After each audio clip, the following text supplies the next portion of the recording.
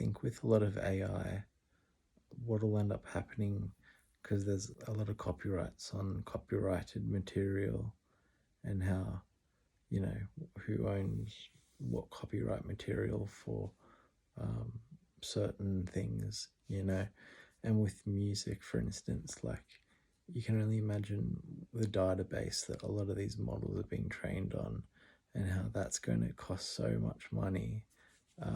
You know, if a lot of people were to, you know, buy the copyrights to, you know, a lot of these industries' data.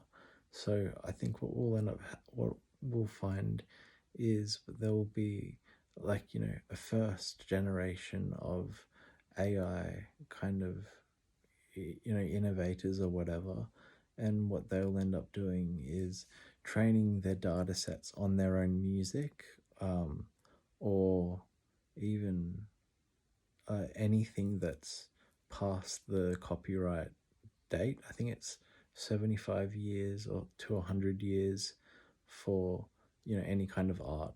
It can be repurposed after that time, and it's put into, oh, there's a word for it.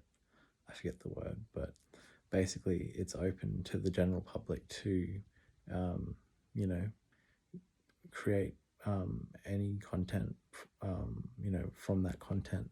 So, you know, taking that thing in mind, you could imagine a lot of people who used to, in like old times when there were just newspapers, all of the newspapers and articles that people wrote, all the cartoons, all the styles of the topography, and other kind of things, like the comics and the you know, caricatures of certain things. Like, I think we'll end up having that same thing with music too, in its own way.